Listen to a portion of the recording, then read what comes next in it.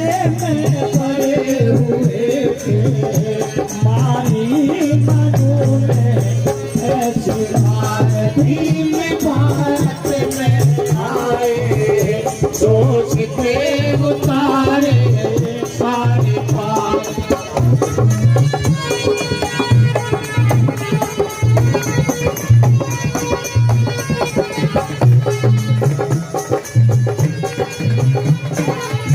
Hello, सभी बंधुओं से मैं आग्रह कर रहा हूँ कि हमारे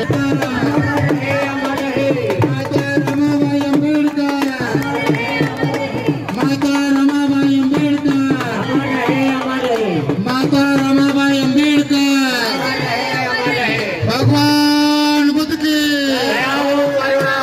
भगवान बुद्ध की, भगवान बुद्ध की, नारी के मुक्तिदाता की, बोलो बोलो, नारी के मुक्तिदाता की जय हो। जोरदार नारे लगाइए, हमारी महिलाओं ने हिम्मत की है, शामिल है। जरा देखिए कितने सुंदर हर रंग के कार्यक्रम से यहाँ पर हम सभी के सामने।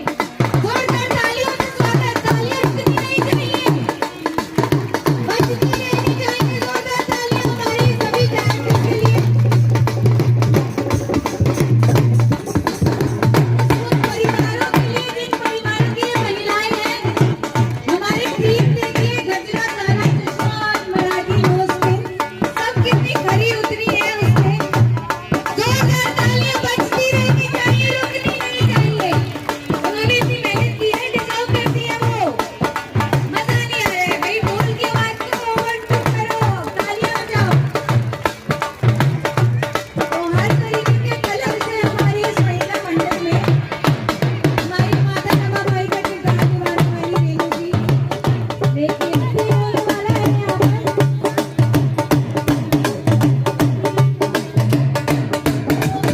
सभी हमारे समझदार भी हैं, तो मैं माता रमाबाई अम्बेडकर महिला मंडल से प्रार्थना करूंगी कि हमारे भारत के जनता एक बहुत ही बेहतरीन गाना सुनाए और इस कार्यक्रम को आगे बढ़ाए।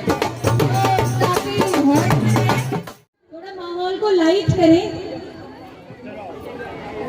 समर्पण, त्याग, महाप्रजापति गौतमी, यशोधरा, झलकारी बाई से लेकर सावित्री बाई फूले तक, जिन्होंने अपनी सुख सुविधा का त्याग किया, बहुजन आंदोलन के लिए अपने आप को कुर्बान कर दिया। आप सभी से हम्बल रिक्वेस्ट है, प्लीज आप, जिनके त्याग की वजह से आज हम बहुजन सम्मानजनक जीवन जी रहे हैं, उसी आंदोलन की एक महानायिका, त्याग की प्रतीक माता रमाबाई अंबेडकर जी एक अद्भुत पात्र है। माता रमाबाई के बिना हमारे मसीहा बाबा साहेब डॉक्टर भीमराव अंबेडकर जी के जीवन की संघर्ष की कल्पना करना निरर्थक है। बाबा साहब के हर कदम में माता रमाबाई के भी कदम शामिल हैं। तो माता रमाबाई के लिए एक बार जोरदार तालियां हो जाएं कि हम अभी तक ऐसी महान स्त्री से वंचित थे। आज उसी तरफ हमारा एक छोटा कदम है। यदि भूखे रहकर बाबा साहेब ने शिक्षा ग्रहण की, तो माता रमाबाई ने भूखे रहकर परिवार व बच्चों का पालन पोषण किया। हर कदम पर माता रमाबाई एक मजबूत सिपाही की भांति बाबा साहब के साथ खड़ी रही। अपनी कोख से ध्यान से सुनिए, अपनी कोख से उन्होंने 4 बच्चों को खो दिया और 4 बच्चों के खोने के दुख के मुंह में जाने के हृदय विदारक कष्ट को भी इसलिए सहन करती रही क्योंकि बाबा साहब को करोड़ों बच्चों को संभालना था। उसके लिए उन्होंने अपने 4 बच्चे एक के बाद एक कुर्बान कर दिए। तो मैं समझती हूँ यहाँ पर एक रिकॉग्निशन की जरूरत है, तो तालियां बजनी चाहिए उस बलिदान के लिए, उस त्याग के लिए जिनसे पॉसिबल हो पाए कि हम और आप यहाँ खड़े हैं, बैठे हैं, बात कर रहे हैं। करोड़ों लोगों के जीवन की चाहत में मैं अपनी संतानों के दुख को भी ऐसे सहन करती रही जैसे कुछ हुआ ही ना हो। सोचिए कितना दुख दयनीय दृश्य होगा जो आज आपके सामने प्रस्तुत भी होने वाला है। माता रमाबाई ने जीवन भर त्याग किया, त्याग ही उनका जीवन था। उनके जीवन का एक एक पल समर्पित था बाबा साहब के जीवन के लिए।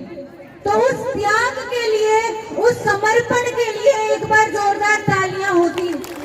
आप, मैं समझती हूँ, अपने आप रिकॉग्नाइज करना सीखिए अब कि अब बहुजन महिलाएं भी आ रही हैं सामने। माता रमाबाई ने अपने कार्य से करोड़ों करोड़ों महिलाओं के लिए एक आदर्श प्रस्तुत किया है। माता रमाबाई अंबेडकर महिला मंडल का प्रयास केवल माता रमाबाई के त्याग व समर्पण को आप सभी लोगों तक पहुंचाना है। तो उस त्याग समर्पण को पहुंचाने के लिए एक प्रोत्साहन की जरूरत है। तो जोरदार तालियां बजती रहनी चाहिए, रुकनी नहीं चाहिए। तो इसी कड़ी माता रमाबाई के त्याग व समर्पण को आप तक पहुंचाने का है। तो इसी कड़ी में माता रमाबाई अंबेडकर महिला मंडल एक छोटा सा नाटक आप सभी के सामने प्रस्तुत करने वाला है। तो आप सब तैयार हैं? ऐसे मुझे लग नहीं रही कि आप तैयार हैं। आवाज नहीं आ रही है। तो आप सब तैयार हैं? तो जोरदार तालियों से स्वागत कीजिए इस महिला मंडल का जो आपके सामने माता रमाबाई के जीवन की कहानी, माता रमाबाई के जीवन की जुबानी प्रस्तुत करने जा रहे हैं। जोरदार तालियां बजती रहनी चाहिए, रुकनी नहीं चाहिए।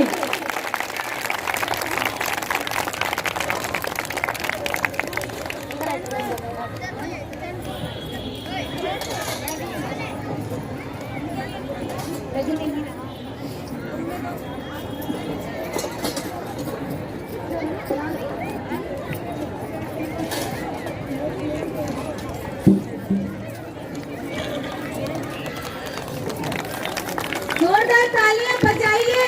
डायरेक्टर्स आने लगे हैं स्टेज पर। अब मैं रानी हूँ। मैं रामी की माँ रुक्मणी हूँ। हम महाराष्ट्र के वड़ंत गांव में रहते हैं। वहीं पर 7 फरवरी 1898 को रामी का जन्म हुआ। मैं रामी का पिता भीखू धात्रे हूँ।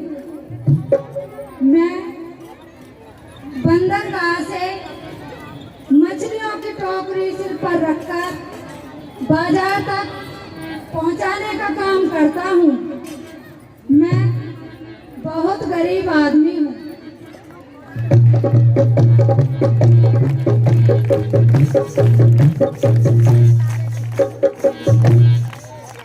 पूरे परिवार की जिम्मेदारी मेरे ऊपर है। भले ही हम बहुत गरीब हैं, लेकिन मेरे पति और मेरी साझेदारी से हमेशा घर में सुखद माहौल रहता है।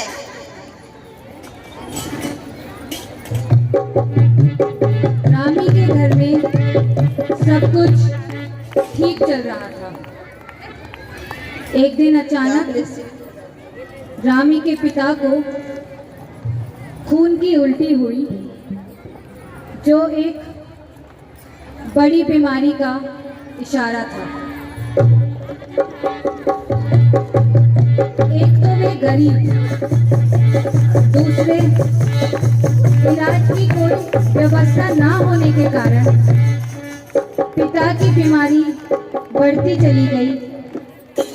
जिससे घर की शांति भंग होने लगी। इसी कारण रामी की माँ रामी के पिता की चिंता में उनसे पहले ही हमें छोड़कर चली गई। माँ के जाते ही पिता भी चल बसे। अब घर में रामी, छोटी बहन गौरा और छोटे भाई शंकर ही बचे। उस समय रामी की उम्र मात्र 7 वर्ष थी। सिर पर माँ की ममता नहीं और पिता का साया भी जा चुका था।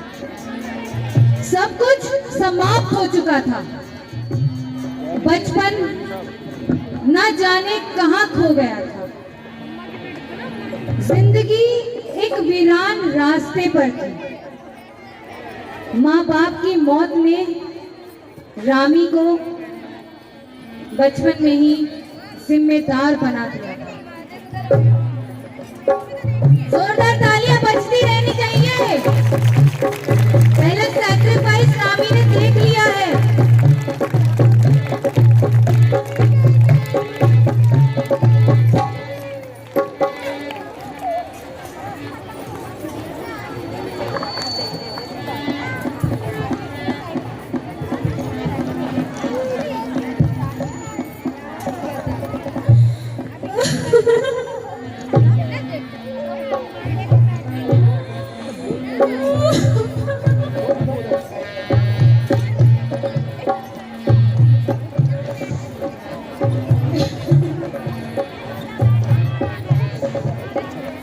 मेरा नाम गोविंद है। मैं रामी का मामा हूँ।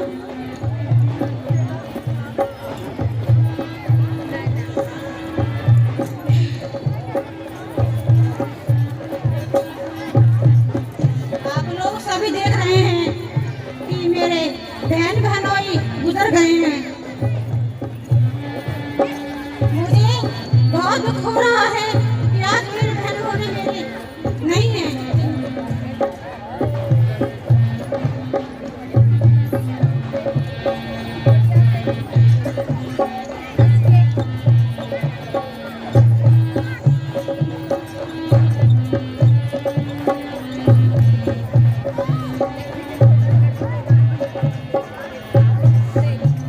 मैं तीनों बच्चों को घर मुंबई लेकर जा रहा हूँ। रामी मुंबई पहुंच चुकी है गोविंद के साथ, उनके मामा के साथ।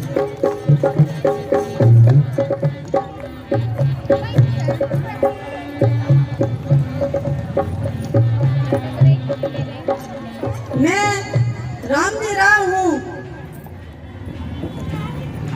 मैंने रामी के बारे में आस पड़ोस के लोगों से सुना है कि रामी बहुत ही सुंदर और गुणवान लड़की है। मैंने उसी दिन अपने बेटे भीमराव का विवाह रामी से तय कर दिया।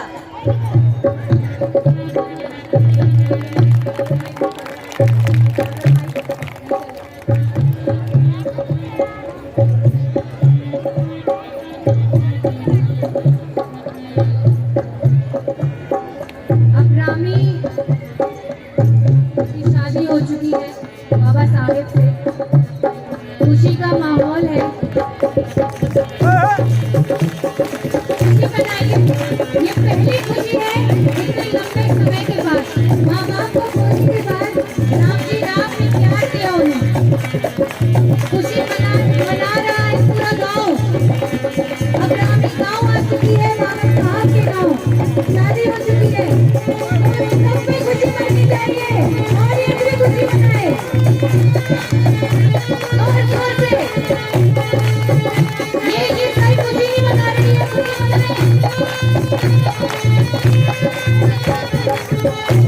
सारा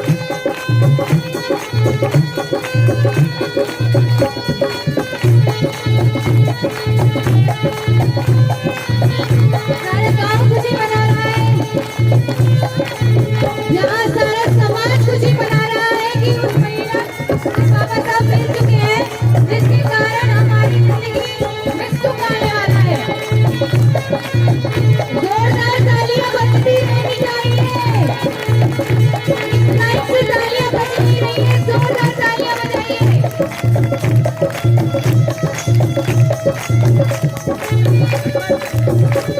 ये खुशी का माहौल है। रामी का विवाह हो चुका है और अब रामी बाबा साहब के गांव में आ चुकी है। नाटक को आगे बढ़ाते हैं।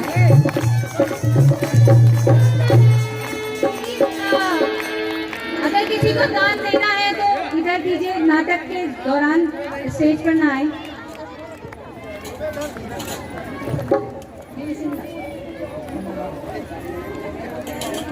कन्यादान है ये।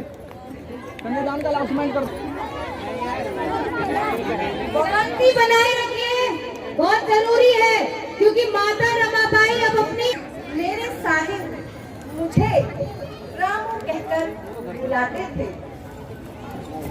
ये एहसास मुझे बहुत ही अच्छा लगता था।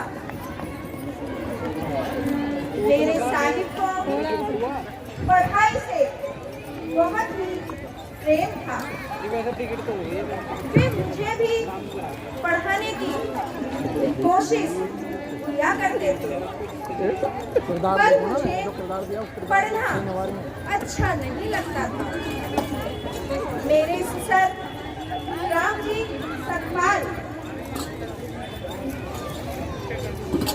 जो मुझे थोड़ा पीछे कर लो, बहुत पीछे कर लो, प्यार वहाँ कर करते लो, थे। तुम बोलो तो सही यार, मोहब्बत सिस्टम में बुद्धि आएगी। उन्होंने कभी भी मेरे माता पिता की कमी महसूस नहीं होने दी। ठीक है ना, बुद्धि हो तब ना।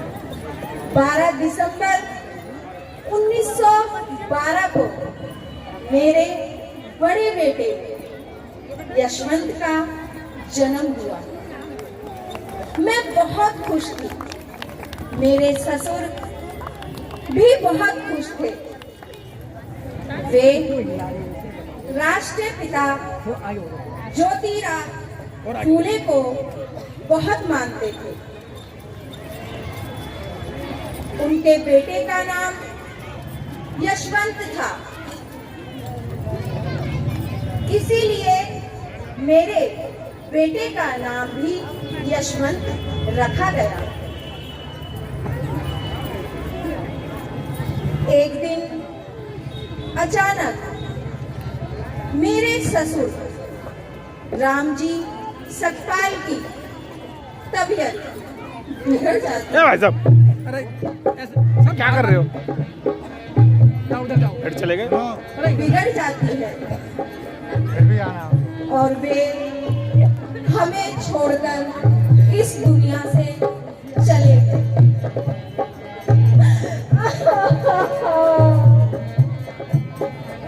खुशी के बावजूद फिर से अंधेरा छा गया। पिता समान राम जी राव भी जा चुके थे।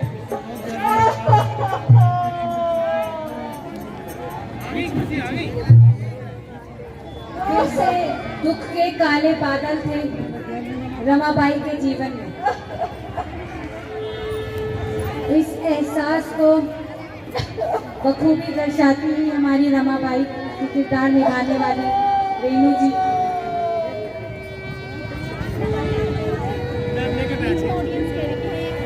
एक बार फिर हम खड़े रहेंगे, खड़े ही रहेंगे, बोल दो नहीं हो सकता क्योंकि हिल रहे हैं ना सब लोग, स्टिल होता तो कोई प्रॉब्लम हम अनाथ हो गए। नहीं है ना। एक बार फिर हम अनाथ हो गए। थोड़ा झुक के कर लो यार। एक दिन मेरे साहिब को विदेश से चेयर मंगा लो ना एक अपनी। पढ़ाई करने के हाँ तो वही लिए चेयर तो खाएंगे क्या, फिर डिस्टर्ब हो जाएगा। बड़ौदा के राजा साई जी गायकवाड़ द्वारा चुना गया। मैं बहुत खुश थी, लेकिन अकेले ही पूरे परिवार का बोझ उठाना मानो पहाड़ जैसा दिख रहा था। साहिब पढ़ाई करने विदेश चले गए और मैं यहाँ मेहनत करके अपने परिवार का पेट भरने लगी। उस समय मेरी उम्र 16 वर्ष की थी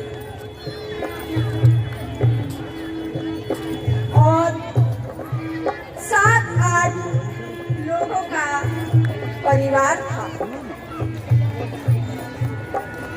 लेकिन घर में कोई दूसरा कमाने वाला नहीं था। वो 4 साल पहाड़ जैसे कटे, मानो जिंदगी गरीबी और बेबसी की काल कोठरी में कैद होकर रह गई हो। एक दिन फिर से मेरे साहिब की चिट्ठी आई। फिर से खुशी आई, इस बार साहिब की चिट्ठी आई। तो बाबा साहब की चिट्ठी आई है। तालियां बजाते रहिए, इनका प्रोत्साहन भी बढ़ेगा, माहौल पूरा गर्म भी रहेगा। कि वे वापस आ रहे हैं।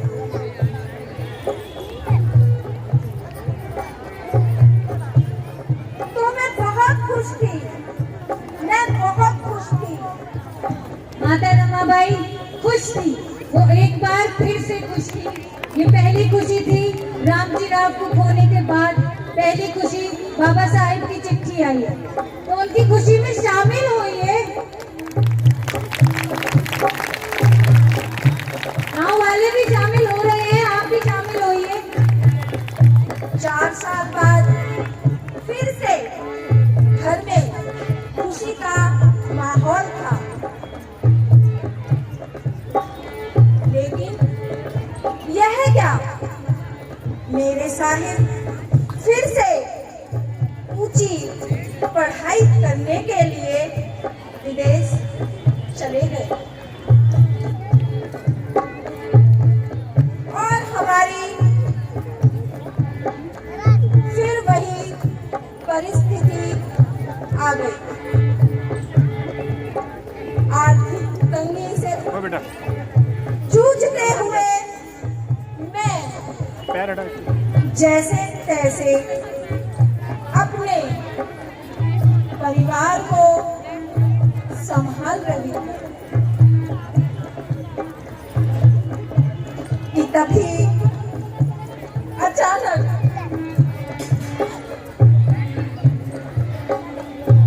मेरी बेटी इंदु बीमार हो गई। लेकिन तभी साहिब की विदेश से चिट्ठी आई कि मुझे कुछ पैसों की जरूरत है।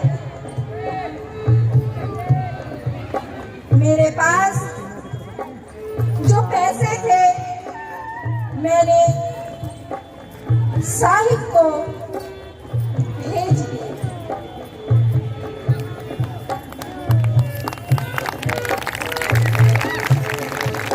माता रमाबाई का एक फिर से बड़ा योगदान, जो इंदु के लिए पैसे थे वो भी साहिब को भेज दिए। इलाज नहीं करवा पाई उन पैसों से, लेकिन दवाई वह पैसों के अभाव में आकर मेरी बेटी तू मुझे छोड़कर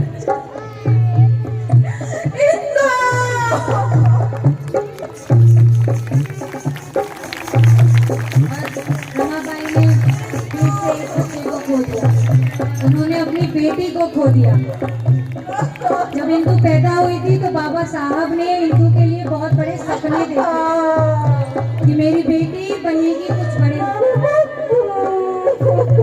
लेकिन उन्होंने खो दिया उसी बेटी को।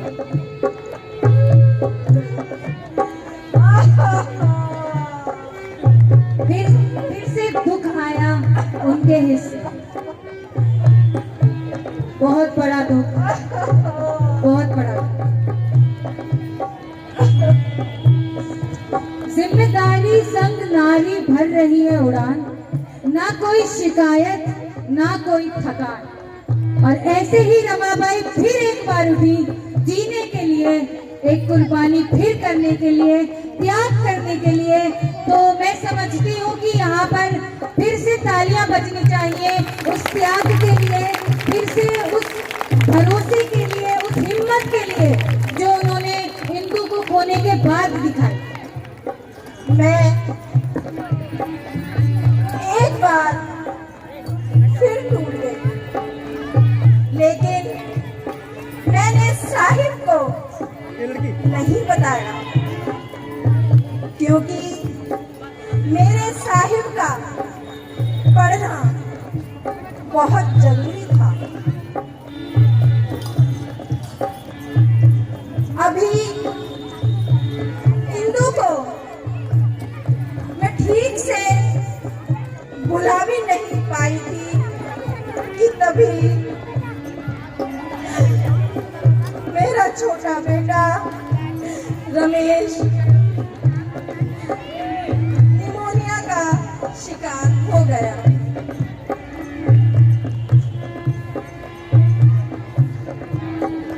अब मेरा धैर्य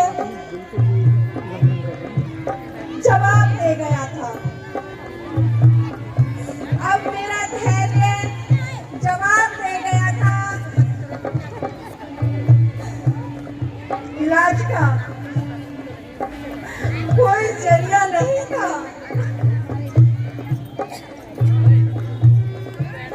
और दवा के अभाव में आकर एक दिन मेरा बेटा रमेश भी मुझे छोड़कर चला गया।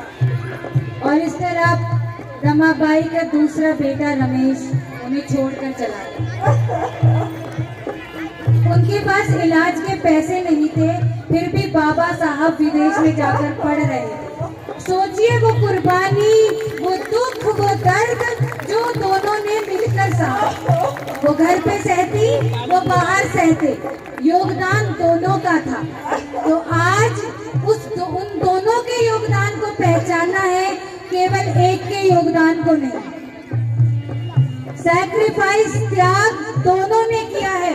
तो जोरदार तालियां हो जाए हमारी रमाबाई की किरदार करने वाली बेटी के लिए, तो उन भावनाओं को बखूबी मंच पर प्रस्तुत कर रही है। अब मेरा जीवन वीरान हो गया था। एक बार फिर उम्मीदों का खत आया। एक बार फिर उम्मीदों का खत आया कि साहेब विदेश से आ रहे हैं। इस दुख में एक उम्मीद फिर से जागी है, बाबा साहेब विदेश से लौट रहे हैं। इतने दुख सहन करने के बाद बाबा साहब वापस आ रहे हैं। तो जोरदार तालियों से उस सुख को महसूस कीजिए। कैसा लगा होगा जब 2 बच्चों को खो दिया और बाबा साहेब अब आ रहे हैं। चारों तरफ उत्साह था, उत्साह था। मैं बहुत खुश थी। फिर से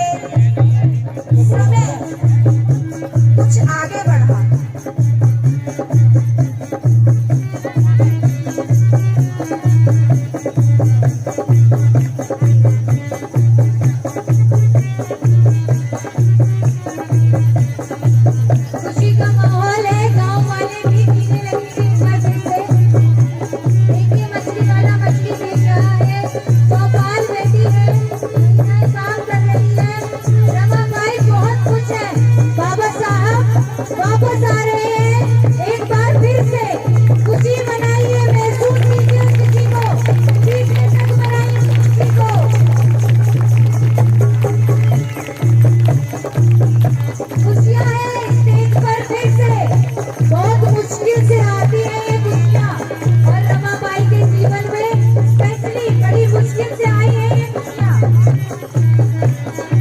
तो मनाइए खुशियां हमारे गांव वालों के साथ। देखिए कितनी खुश है हमारी रमाबाई।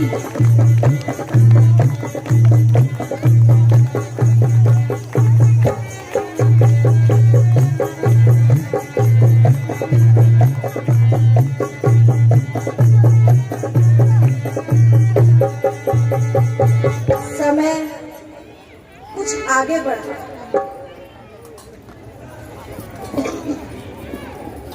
और जीवन सामान्य होने लगा। एक दिन फिर से बड़ौदा नरेश के यहाँ से साहिब को नौकरी का बुलावा आया। मैं फिर से खुश थी, परंतु साहिब ने उसे स्वीकार नहीं किया। उन्होंने कहा, नौकरी मेरे लिए एक फंदा है, मैं इसे स्वीकार नहीं कर सकता। यार वो क्यों हाथ लगा रहा है?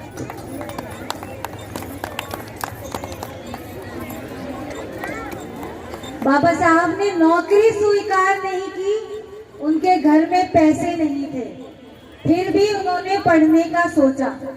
तो उस सोच, उस कुर्बानी, उस दुख के लिए एक बार जोरदार तालियां इस रिकॉग्निशन के लिए कि आप उसको भी महसूस कर पा रहे हैं।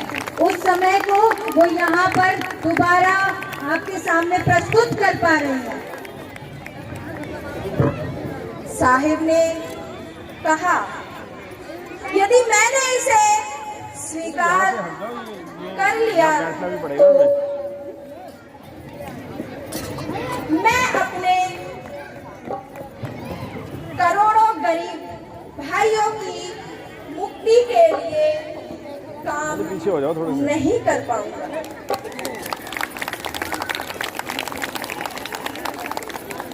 एक बार फिर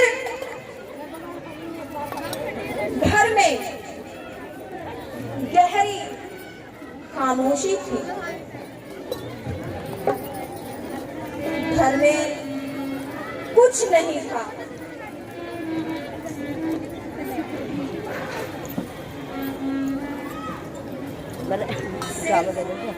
सामने एक के बैठ। बाद एक परेशानी थी।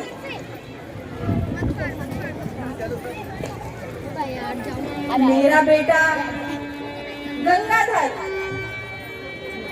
जो अभी कुछ दिन पहले ही पैदा हुआ था, वह भी बीमार हो गया। इलाज की कोई व्यवस्था नहीं थी। इधर साहिब समाज की उत्थान की लड़ाई में घर से बाहर रहते थे। घर की सारी जिम्मेदारी मेरे ऊपर थी।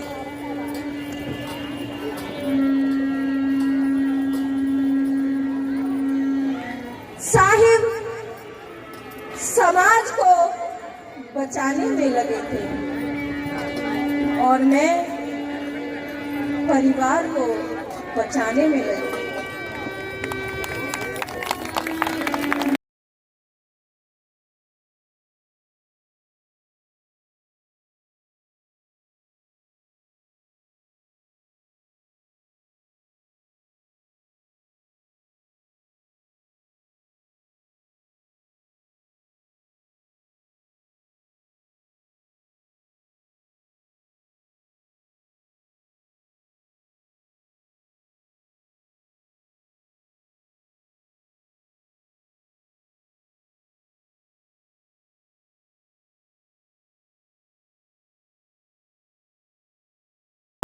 छोड़कर चला गया। और ऐसे रमाबाई ने अपना तीसरा बेटा गंगाधर खो दिया। एक के बाद एक वो बच्चे खोती रही और हम आज भी सो रहे हैं। ये सोचने की बात है, उस कुर्बानी को हम महसूस नहीं कर पा रहे हैं आज भी। इस तरह मेरे तीसरे बच्चे का जीवन भी आर्थिक तंगी की भेंट चढ़ गया।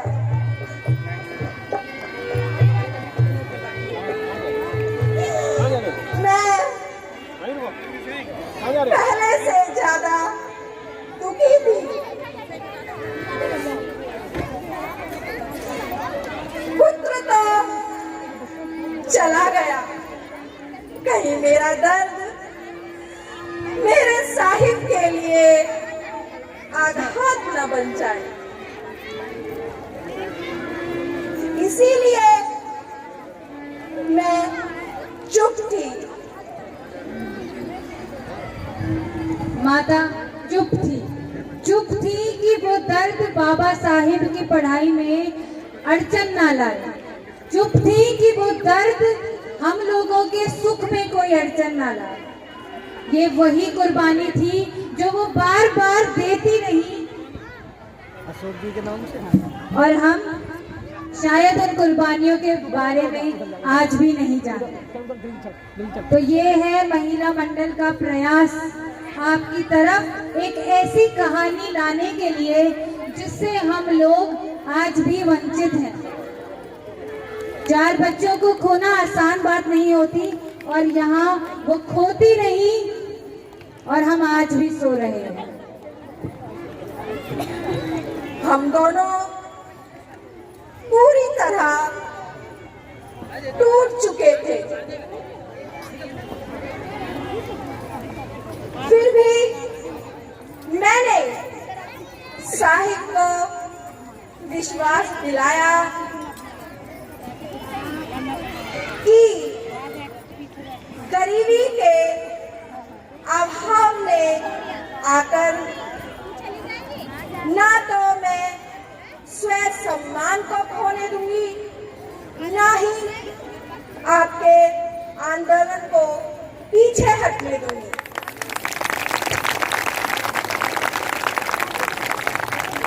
माता रमाबाई फिर से खड़ी हुई एक बार हम सब के लिए। बाबा साहब की पढ़ाई में अड़चन ना बनने के लिए वो एक बार फिर से खड़ी हुई। तो उस साहस के लिए जोरदार तालियां होनी चाहिए, जोरदार तालियां होनी चाहिए, फीकी तालियां नहीं होनी चाहिए।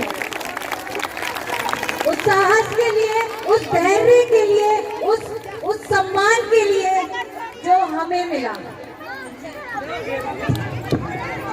समय के साथ फिर से जीवन में खुशी आई और मेरे राजरतन का जन्म हुआ। फिर से खुशियां आई और इस बार इस चौथे बेटे राजरतन का जन्म हुआ। वो खुश थी, वो 3 बच्चों को खोने के बाद भी खुश थी। सोचिए, अगर हम उनकी जगह होते तो शायद हम मर चुके होते, क्योंकि वो समय अलग था, वह सबके दुख अलग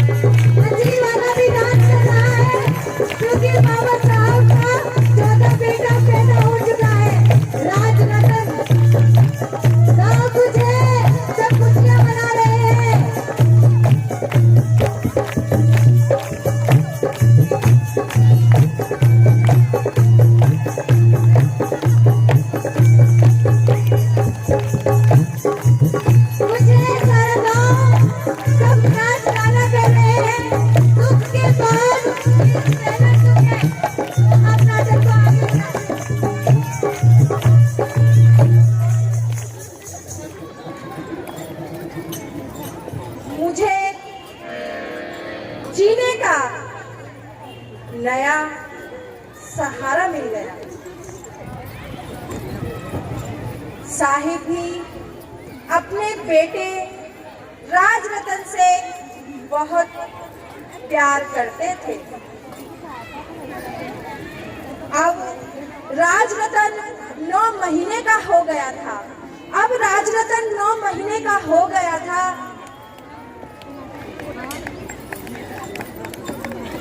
लेकिन समय को बदलते देर नहीं लगी।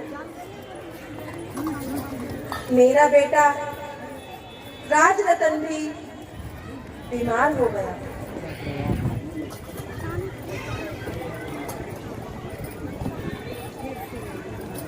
उनका चौथा बेटा राजरतन, जिसके जन्म पे बहुत खुश थी, अब वो भी बीमार हो गया था।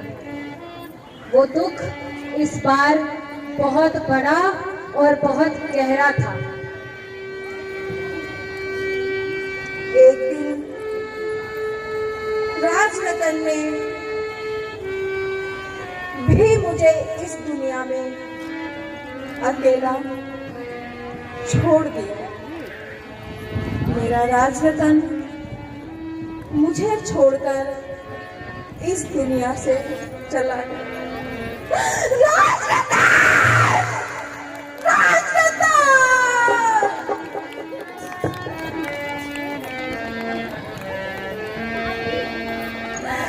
मेरा बेटा!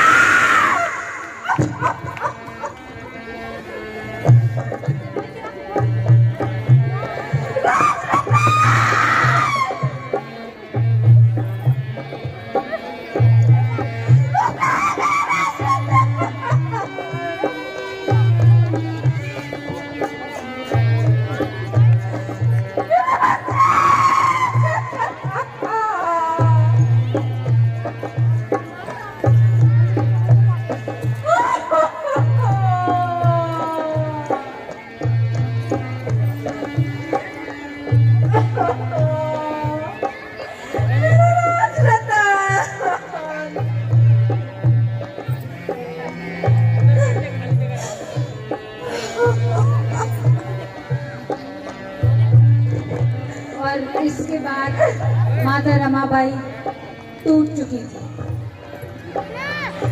वो ये सदमा बर्दाश्त नहीं करता।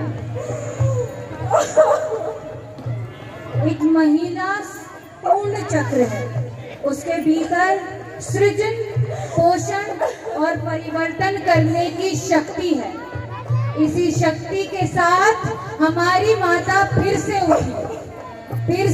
हम लोगों के लिए अपना चौथा बेटा खोने के बाद भी वो टूट चुकी थी, लेकिन समाज की भलाई बच्चों की मौत से ऊपर थी। हमारी भलाई, जितने लोग यहाँ खड़े हैं, इस दृश्य को देख रहे हैं, उसकी भलाई, हम लोगों की भलाई के लिए वो चौथा बच्चा भी कुर्बान कर चुकी थी। अब मेरे धैर्य का बांध टूट चुका था। तीनों बच्चों की मौत को तो जैसे तैसे मैंने सहन कर लिया, पर राजरतन की मौत ने मेरी हिम्मत ही तोड़ दी थी। और इस प्रकार साहिब के साथ साथ मैंने भी अपना जीवन कुर्बान कर दिया।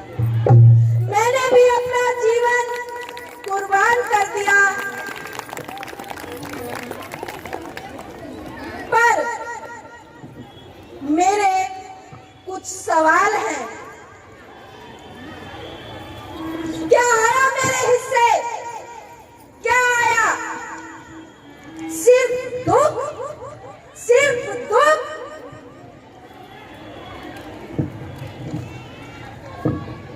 ना मुझे मेरे बच्चों का साथ मिला, ना ही मेरे साहिब का साथ मिला।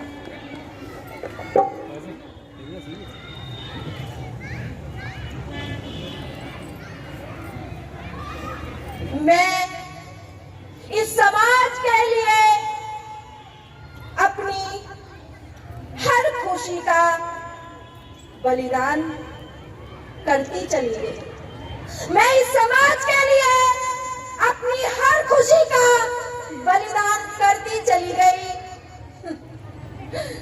पर क्या आया मेरे हिस्से? क्या आया? सिर्फ दुख, सिर्फ दुख। मास्टर जी, मुझे बखूबी याद है कि मैंने और मेरे साहिब ने एक ऐसे समाज का सपना देखा था जो शिक्षित हो, संगठित हो, अंधविश्वास व पाखंडवाद से मुक्त हो। वेरी गुड, बहुत अच्छा।